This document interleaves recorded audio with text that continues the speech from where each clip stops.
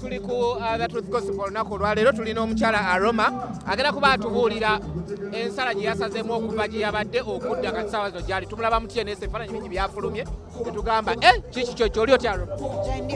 Oli bulungi? Kuliko ennaku ate kati oli mu TNS buli anagera mu TNS batumanya kikubye. I would say saalina nnaku because mbadde era nkola music ate nga music mulungi and abantu bamanya before I joined TNS. So I have my reasons as to why I actually joined TNS. But just reasons in tono. So I have a team.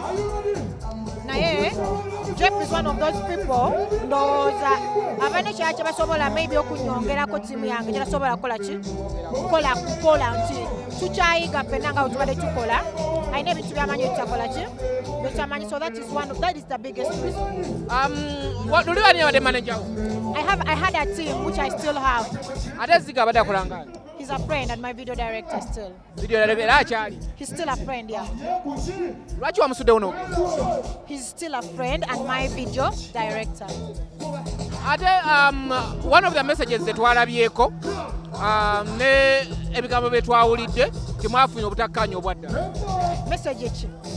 Alina gwe yabadde anyumya naye ku Snapchat ne message nzirina screenshots ng'alaga nti no mwafuna obutakkaanya bunene nnyo nga ayomba n'okuyomba. Kandabeko? Zirinange naziteeka ku screen abantu bajazira. Sibimanyiiko ebyo.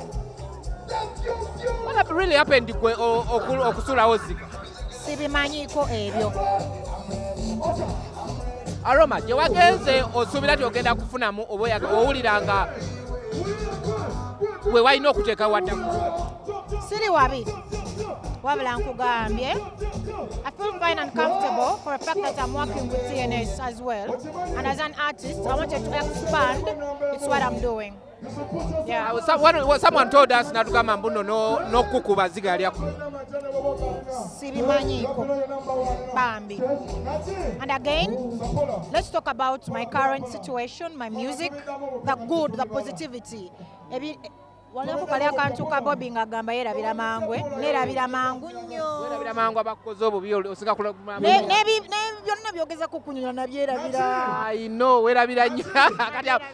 Kati omulabi ali eyo otegedde eyo statement wejjira oba otegedde lwaki ezze bweti. Weerabira mangu ebibi n'ojjukira buliro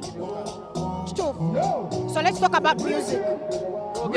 Eno wakifulumiza ennyimba mmeka gy'ozze? Doing a lot of music, but wakata video, but it's Check Your Lover. It's out. It's on my YouTube channel. You should go and check it out. Competition ono gisobole ne wali gundi grenade ne pink. Mu grenade mulimu, sorry, mu TNS mulimu grenade, mulimu ne pink. Yeah. Ono gisobola. Tewali competition. Ebona waliyo basi. No. Tuli bayimbi banjawulo. And Grenade is doing great. Pink is doing great. I mean, we're buying a hit song right now. Luimba chili wogeza mu picture. Like seriously. Luimba chili wogeza mu picture. Mpozi ngoyagala zalawa. Luimba chili. So TNS wanafa babina man. Tuina #1 hit song. That is picture. Your baby girl Pinky man. Segere chilala chi. What abuse? Checho byamanyi birungi byokka. Yeah man. Amina mugere mwagire AROMA nze mumaze banna.